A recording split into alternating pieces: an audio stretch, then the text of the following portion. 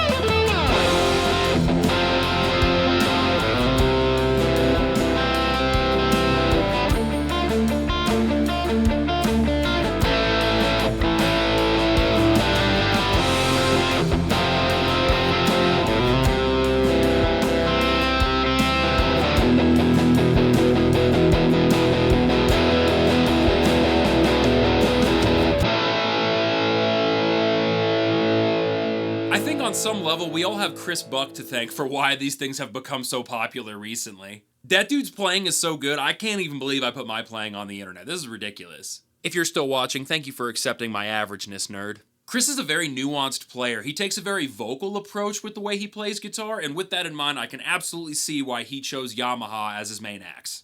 Total vibe check is basically this. You have Gibson roots regarding its overall design, you've got Fender comfortability and playability, and then they throw a lot of modern specs on top. And then they have these finishes along with the racing stripe that comes from their legendary brand of motorcycles, and putting a color like this on a guitar is bold as hell. BT Dubs playing a green guitar is asking to get punched in the face. Hashtag worth it. Bring it on, little kitten. Now, I know constantly comparing brands like this to Fender and Gibson is a little bit lame, but let's get saucy here. That's who these brands are competing with. If you have $1,000 to spend on a guitar, you can go Epiphone, you can go high-end Squier, you can go Mexico Fender, or you can go off the beaten path and choose a brand like Yamaha. If you're even going to consider going Yamaha, this brand needs to bring its A-game every day and go full Michael Jordan on all the big guys. Well, that's exactly what's happening here. If the market is a basketball court and all the brands are players, then Yamaha's 360 no-scoping these mofos. What? Anywho, the playability that I picked up from this one at Flipside Music is genuinely insane, and they didn't even have time to set it up yet. I just took it right out the box. Real talk, I think this is the first time I've ever picked up a guitar where just right out of the box with no setup, within the first hour of playing, it just felt worn in and comfortable. It feels like old Levi's, but looks like Lululemon. That was such a stupid joke. I'm cutting this out.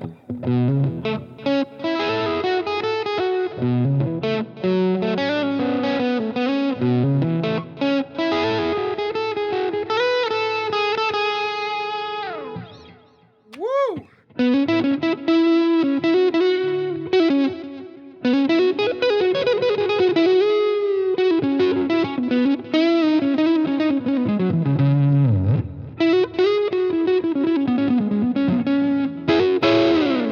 As I'm going through this instrument, I'm finding all the little issues that Yamaha's fixing with this design. Not to sound too harsh here, but Fender and Gibson have dumpster fire design quirks, and they're so scared to fix any of them because they have a fear of upsetting the purists. Listen to me. Let the purists die, okay? Do new things, be dope, be innovative. For instance, take a look at this headstock. You've got 3 tuning pegs on each side, and it's got that nice little logo at the top, super dope looking, very reminiscent of Gibson. But wait, look at the tilt of the headstock. Do you see how it isn't slammed all the way backwards? Do you know why this is so fucking sick? Because in case of an accident, there's a much smaller chance of the headstock flying right the hell off the whole thing. It's crazy. It's almost like this is a better, more stable alternative to a dinosaur old building practice while still maintaining the vibe. Also, tuning pegs work great, have not had a single tuning issue in the hours that I've been playing this thing, and considering it hasn't had a setup, pretty wild.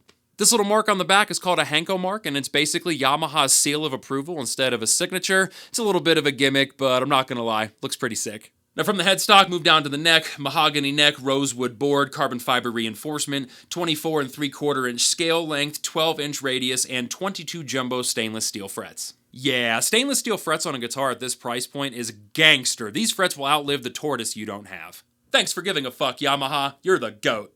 And now a little bit of a downer. The satin polyurethane finish on the back of the neck, not my bag. I'm just not even into it. And it doesn't even feel bad. It actually has a really nice, smooth, slick feel, no stickiness whatsoever. I'm in on that. I'm just a needy bitch like that. When I look down at the neck, I want to see some wood grain. I need grain marks on my mahogany neck like grill marks on my steak. Does nothing for the flavor, but damn, it's a vibe, isn't it? The shape is a slightly thicker than C-shaped neck, so once again, you're getting Gibson in design with the scale length and the number of frets, but then you're getting Fender's notable increase in playability and speed. Let's go play some clean tones. I'm going to take you through the pickup configurations. We're going straight into the Fender Princeton, volume at 2.5, treble at 7, basses at 3, reverbs at 4.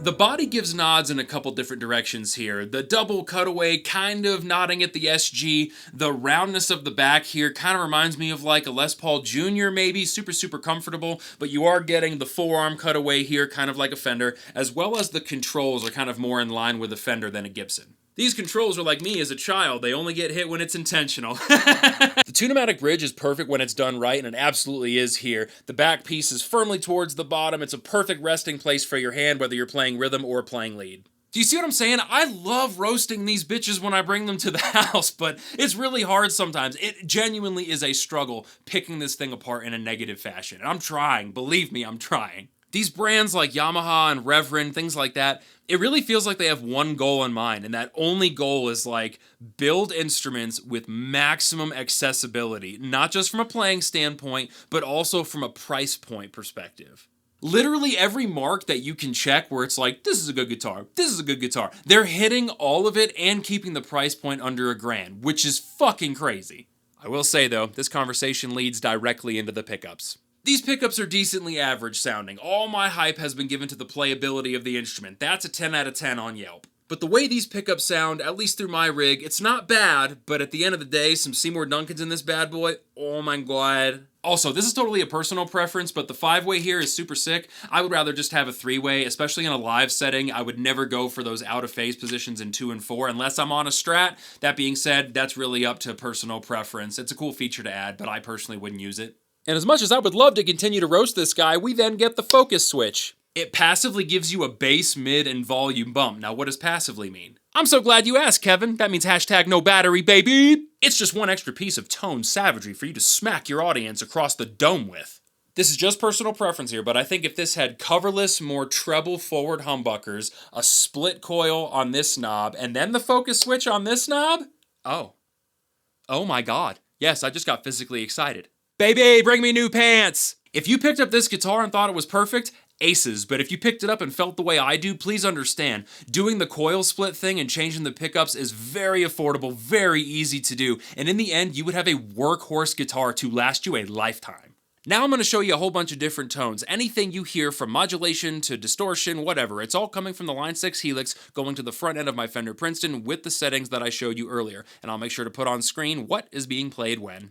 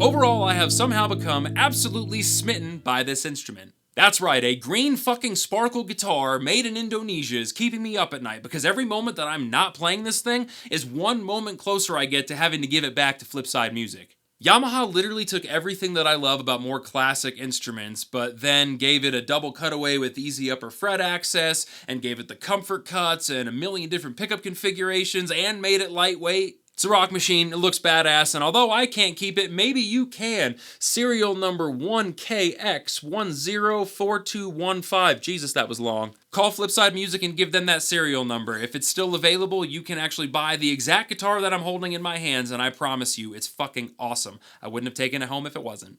Link is in the description. I am not an affiliate. I do not get paid for this. Flipside is just a dope local independent music store that lets me borrow gear to make content with.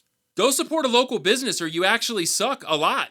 Thank you so much for watching. My name is Zach. This has been Audibly Dumb, and as always, if I say something's cool, it's 'cause it fucking is.